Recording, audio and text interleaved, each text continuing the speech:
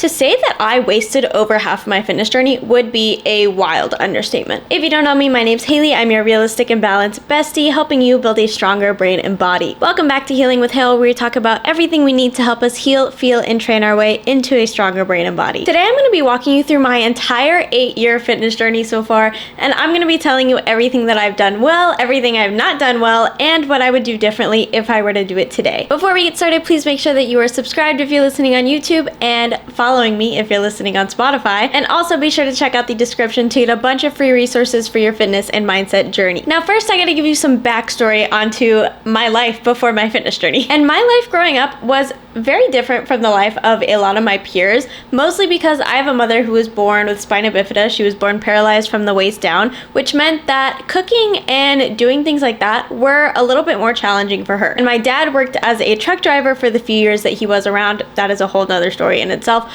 But that meant he was really only home for a few nights out of every single month. And on those nights, we might have tacos or meatloaf or pasta or something like that. But majority of the time, we were eating fast food because that was something that was easy for my mom to just go pick up. It was really simple. And we would just have Wendy's or Chicken Express or Whataburger or Taco Bell, whatever it is. Anything that was easy. Now, I also ate a lot of mac and cheese, peanut butter sandwiches, and frozen chicken nuggets because those were things that I could easily make on my own and I didn't need the help from anybody to make them. And because of this, I lacked a lot of nutrients. I looked very malnourished because I honestly really was. And I really don't blame my family at all for this because the few times that they did try to give me veggies or anything that had actual sustenance to it, I was disgusted by it and I didn't want to eat it. Probably because I just wasn't used to it. Now, I had friends who would introduce me to all these new meals and new foods to try when I would go to their houses, but I could almost never finish the food because I was just so used to living on such a small amount of calories because I had just conditioned myself to being okay with just one fast food meal a day or just one peanut butter sandwich, maybe a few Reese's throughout the day. Like, I had zero sustenance in my body and I couldn't even eat the food that was given to me when I was offered food that had actual protein or sustenance or anything like that because my stomach was just used to eating so little. And if I had to guess, I would probably say that I was eating around 800 to 1,000 calories per day at this time, which is crazy because I was very active. I was doing marching band, I was doing color guard, I was always moving, and I was just so skinny. And when I look back on pictures, you can tell that I was eating that little and that I was still moving because I was just a stick.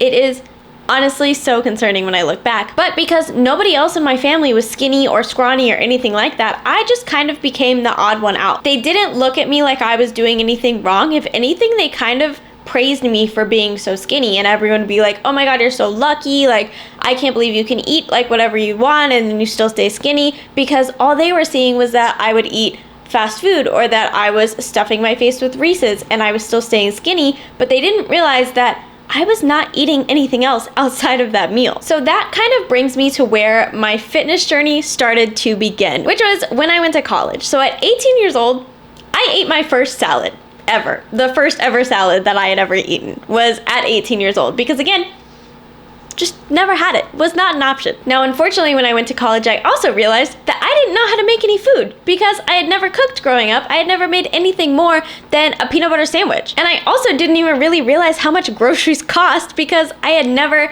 had to pay attention to that because we had food stamps and things like that growing up, and we almost never used up the entire thing because we were getting so much fast food. So being 18 and living in LA of all places was quite literally the worst place for a broke, malnourished, and food ignorant girl to be living. I had moved there to go to a performing arts college to study acting, but what I didn't realize about going to a school that had an 18% acceptance rate was that every other person in that school was the best person in their town for acting, and their egos were there to back them up. Every single person in this acting program was so mean and so stuck up, and I had just honestly never experienced anything like it, especially coming from a small town in Texas where I had never been bullied or even anything close to bullied. I honestly thought that it was something that only happened in movies. So to go straight into a school where I was suddenly being bombarded with other classmates who were telling me that I looked anorexic, that the only acting roles I would ever get were going to be for a sick or malnourished child, and where they're making countless jokes about how I needed to eat a cheeseburger, was quite a culture shock, to say the least.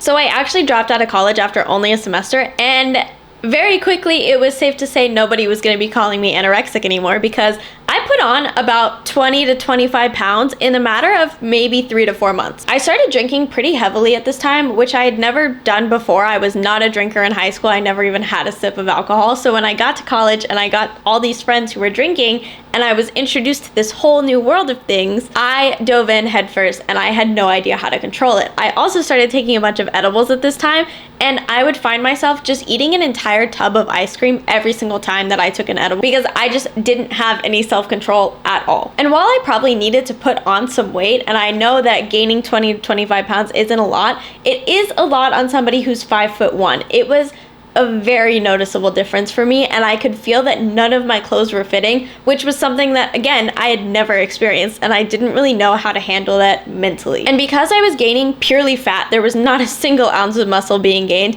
I was more so what I would look back on and call skinny fat, because I wasn't overweight by any means, but looking at my body composition, there was just no definition. It was purely fat across my entire body. And because of this, and because I lacked education around fitness and health and things like that, I would do dumb things like trying to do a military diet or doing ab exercises every single day and thinking that that was going to give me a six-pack and, oh, that's going to tone up my stomach. And I would even try to do the ab exercises with my roommate at the time, but after about 10 minutes, we would give up and just be like, do you want to watch Criminal Minds instead? So it's safe to say I was really just in an environment that was not conducive to me getting healthy in any way, shape, or form. If I could give any advice to myself during this time, I would literally be on my hands and knees begging me to just get up and find some kind of balance in life. Try to start being active, go on a walk, even just a 10-minute walk to just take some time to myself. I was in a time and place where I was never alone. I had no idea who I was constantly doing what I thought that everybody else wanted to do. I don't even think that I really wanted to be somebody who was like a stoner or drinking all the time or partying all the time. I just thought that that's what you're supposed to do when you're that age. So I was just doing it, which I think made me more and more sad and more hopeless because I just didn't know what I actually wanted to do. And I think if I could have just gotten out and spent even 10 minutes alone every single day and just figured out what I wanted to do with my life, I could have saved myself so much stress and honestly so much heartbreak because I was just so sad during this time. And I do think that life stressors were a pretty big factor on why I actually gained so much weight. And I think if I could have had a way to control those stress levels just a little bit, that also would have drastically reduced any of the weight gain that I was having, and it probably would have given me a little bit more hope about life in general. Now, after that phase is kind of when we get into the worst but best thing that has ever happened to me, because right after that time, I did end up having to move home for a little bit, and I was really sad at the time because it was under really unfortunate circumstances that I had to move back home, but I told myself that I was gonna take this time to just get my shit together. So I moved back into my mom's house and I went on a crazy health journey, which again is something I had never had to do in my entire life, but I started eating salads every single day. I was doing ab exercises all the time. I was learning a lot about lifting and about fitness because I was watching people like Whitney Simmons, Grace Fit, Sarah's Day. These were all of like the big YouTubers online at the time. And it was really kind of the era of the early Gymshark girlies and things like that. So I was just consuming so much of this content and I was like, I want to be that. I didn't know how I was going to do it, but I wanted to be that. I ended up moving back to LA after 3 months of being at my mom's house, and I was so excited because I was moving into a place that actually had a gym in it, and I was just so ready to get my lifting era started. But on the flip side, I was also scared as fuck because I had absolutely no muscle. I could barely bicep curl a 5-pound weight, and I was really scared to do anything wrong, so I was just going super light on every single exercise, which I don't necessarily regret, but I do wish that I had had a little bit more confidence to just push myself a little bit more on some exercises. And I think ideally looking back, I wish that I had either had a coach or even an online coach, which wasn't really a big thing at the time. But I think if I had just had somebody who could have taught me how to actually properly do things, it would have given me a lot more confidence. And even if I had just found some exercise videos that could have actually broken down form for certain exercises, I think I could have instilled a lot more confidence and understanding about exercise into myself that I just didn't have at the time. Now, at this point, we are in the year 2017, and because no journey is linear, I actually ended up taking like maybe 3 months off of working out because I was dealing with a really insane roommate situation, and I ended up moving from North Hollywood to Hollywood, and the place that I moved to didn't have a gym anymore, so that meant I had to go get a gym membership, and I was just putting it off because I was really broke at this point in my life. So I was like, a $10 membership? I'm not doing it. I can't afford that. So what started as something that I was like, oh, I'm gonna do that next week, ended up being like a 3 or 4 month time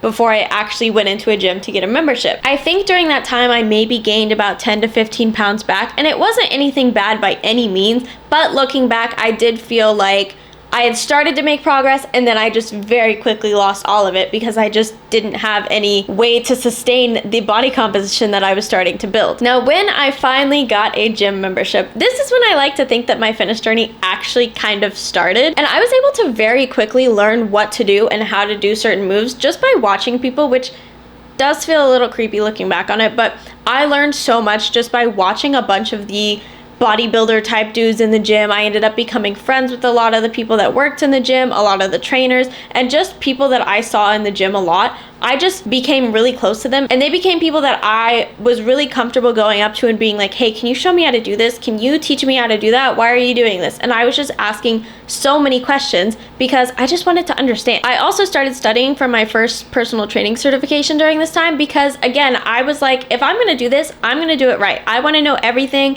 I wanna know how to do it. I wanna know why to do it. And I have always just worked like that. My brain just very much works in a way where I want to understand everything if it's something that I'm going to do, and I just don't know how to half-ass things. So I went in full-fledged. It was like, we're going to figure out how to do this, and I'm going to figure out how to actually build some muscle. It was probably about 6 months in that I started to notice that I was really putting on some muscle, and other people started to notice it too. And this was the first time that I had people being like, how did you do that? Like, what are you doing? Can you please teach me? Can you show me? Whatever. And I was like, oh, wait a minute.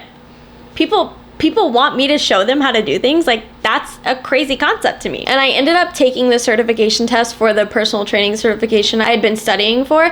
And once I passed it, I was like, okay, wait a minute. I could actually do this now. Like, this is actually something that I could do for a job. So I became a personal trainer at the same gym that I was working out at, and I pretty much ended up living in the gym at this point because I was just there 24/7. So pretty much 2017 to 2018, I was working out for about 3 hours a day, which is just ridiculous to look back on, but I was also spending 8 to 10 hours training clients in the gym, so I was just there. I literally lived inside of the gym. And this was the most unsustainable time in my entire life because not only was I living in the gym, but I was also going out with friends 3, 4, 5 nights a week, and I was staying out till midnight or 2 a.m. every single time. So I was basically running on 2 to 4 hours of sleep a night. I was living off of grab and go snacks from the smoothie bar that was inside the gym. And I was doing way too many exercises in every single workout every single day. I literally did not take one single day off of the gym. And while I did end up getting a 6-pack during this time, I had absolutely no shape to me. Now, I do keep in mind that I was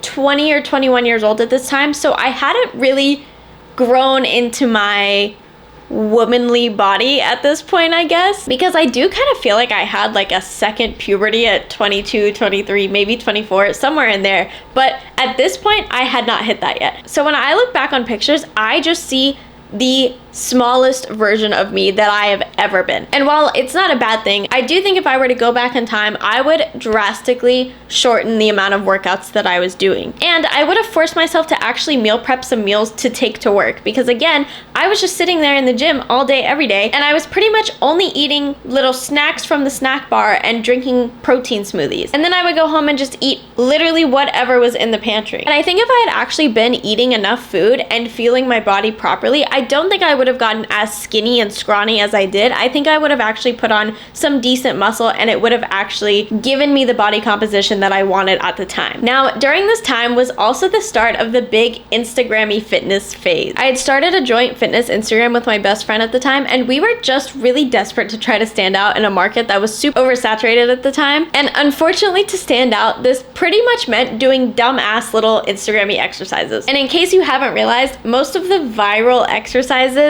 don't really do anything when it comes to muscle growth. And so a lot of times we would spend our entire workout just doing these dumb-ass little exercises because we thought that that's what we had to do to get noticed or to get seen on Instagram or to get anybody to follow us. And I really think I was sabotaging my progress at this time because I wasn't actually doing anything that was going to give me results. Now in 2019, I had stopped doing the dumbass little exercises and I had really started to find my groove when it came to training other people and training myself. And I was really dedicated to learning so much about the science of lifting at this point. And I think that this is really when I started to make a shift in a lot of areas of my life, but mostly with how I viewed training and how I wanted to train. Unfortunately, I did end up getting a little bit distracted during this time, and I don't necessarily think it's a bad thing, but I think I just got a little too comfortable. I was also starting a new relationship at this time, and I was in a new friend group, and I started to just kind of make fitness a little bit less of a priority for me. I also think a lot of it was because I really struggled to find routine at this point in my life, and I had so many different things going on, and my schedule really fluctuated with who I was training and what time I was training them at. And this was really hard for me because I'm a very routine driven person and I like things to be the exact same every single day. So the fact that they weren't during this time really threw me off, and I would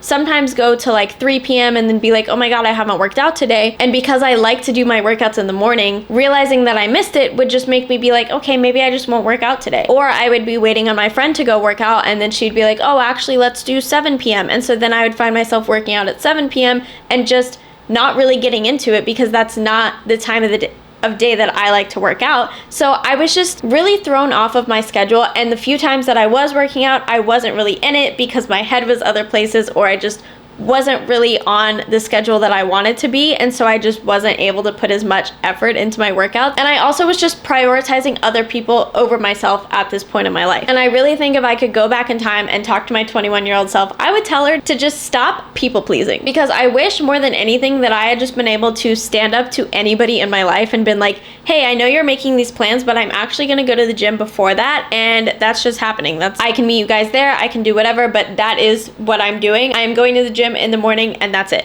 If you want to come, you can come. If not, then you're not coming. But I just didn't have the balls to do that at that point in my life. Now then we get to the dreaded 2020. And like most people, I couldn't work out during this time, especially because I was still living in LA and that was super shut down. There was not even a gym that was open within like 100-mile radius. So I was going to a bunch of different parks to work out during this time, and I did get chased away by a few cops during this time, but you know, you gotta do what you gotta do. Because I knew myself, and I know that me and home workouts, we just don't mix. I give mad props to the people who can do it, but I have not ever been able to stick to it, and I don't think I ever will. It's just not, that's just not me. I just know it, and it's not happening. Now, because I was working out outdoors and I was working out at a park with no equipment, obviously, I was doing a lot more high intensity training at this point. So I was doing a lot of sprints, a lot of circuits, and just a lot of cardio based workout. Now I very quickly started to lose any shape that I had during this time because surprise, surprise, I wasn't eating enough. So doing all of this high intensity work with not eating just caused me to slim down way more than I ever really wanted to. So I'm sure you're sensing a common theme here that my biggest problem was just not eating enough. And I wish more than anything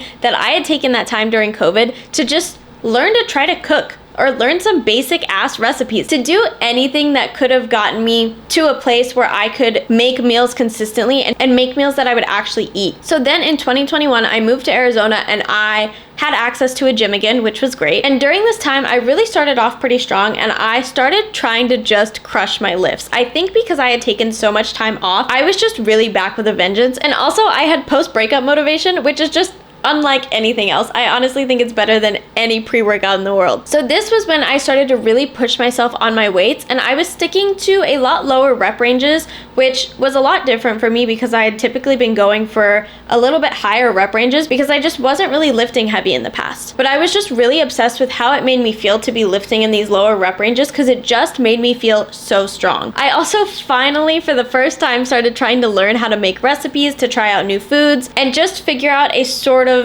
typical meal prep routine for myself because I was finally in an apartment where I had the freedom to kind of cook and do what I wanted in the kitchen. So I was really taking advantage of this. But unfortunately that year was a really mentally challenging time for me because even though I was really happy to be out of a toxic relationship, I was starting to really burn myself out with work. And I think because I came from LA and I was training more private clients and higher paying clients because I had built up a reputation there, And then I came to Arizona where I had no reputation, no client base, and knew nobody that I could start to train. I really felt like I was back at square one because I had to go back to working at a corporate gym to try to build up some clientele and get some trust from people, since I obviously didn't have that anymore. So this meant that I was putting in 10 to 12 hour days, training 50 to 60 clients per week, and I was just so burnt out, so unhappy, and just so unmotivated. Now, unfortunately for me, when I'm unhappy, I stop eating. Shocker. So this was actually when I went through my worst ever low calorie eating phase, and at this point I was honestly lucky if I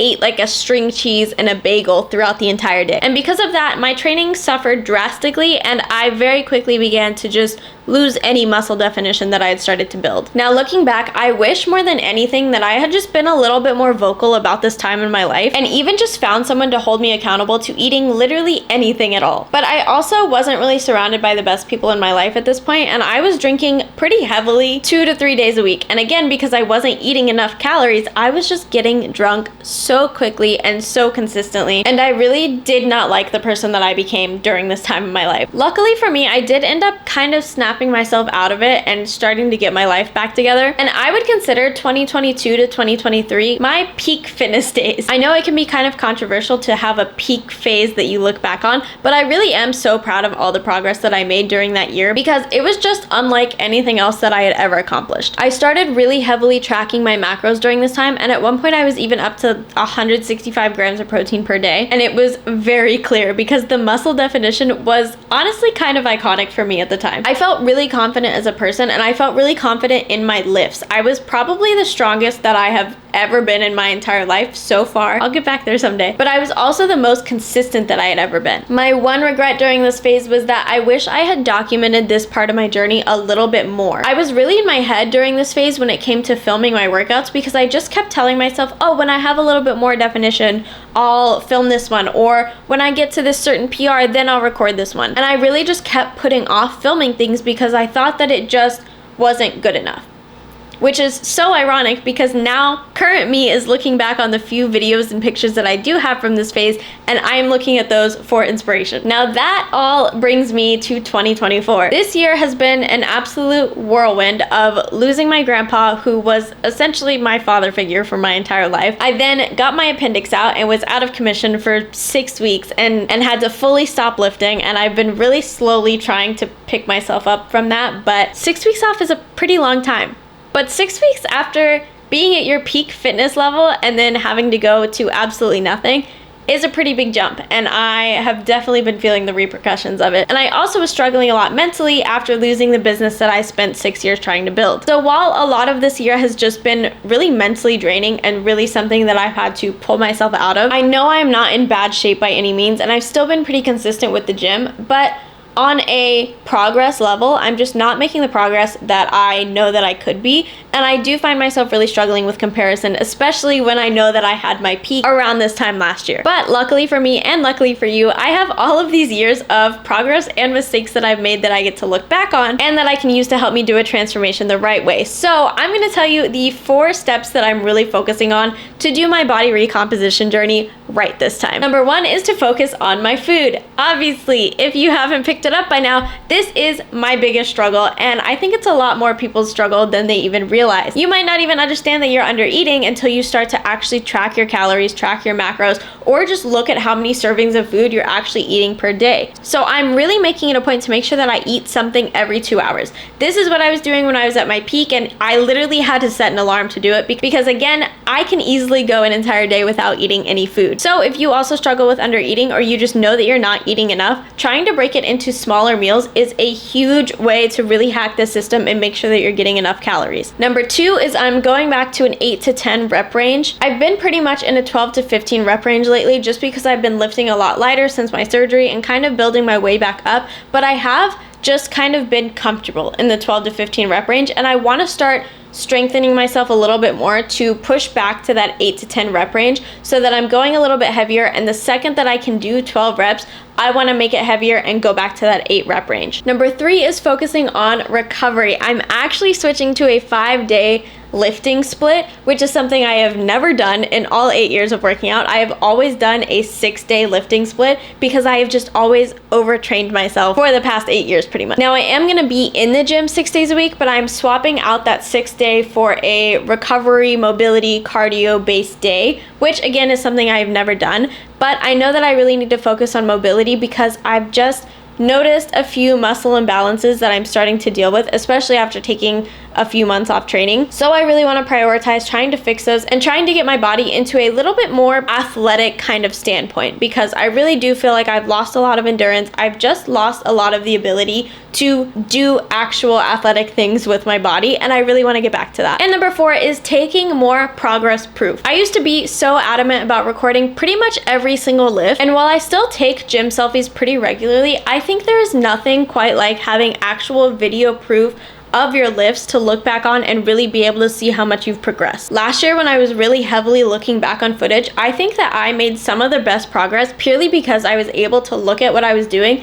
and really make some tweaks and make some adjustments based on what I was seeing, and it was able to help me perfect my form in ways that I had never done in my entire life. I also think there's a certain aspect of confidence that it builds whenever you start to record your lifts again. Plus, on the off chance that you hit a PR when you're recording, it is so great to have that video proof and to just be able to look back on it and be proud of what you accomplished. All that being said, if you're curious to stay up to date on my journey as I start this new journey here, you can find me on TikTok or Instagram at Haley Lene. And if you take any of this advice and you use it in your own journey, please let me know anything that you've learned, and let me know if there's anything that you think I should do as I go into this body recomposition journey yet again. I'm also planning on doing some kind of training vlogs or some kind of vlog as I go about this journey. I've never done anything like that, but since I'm in this era of trying to do everything in my life over again, why not try to start something else that's going to be challenging, like vlogging? But that is all that I've got for you today, so until next time, be kind to your mind, to your body, and to others, and happy healing.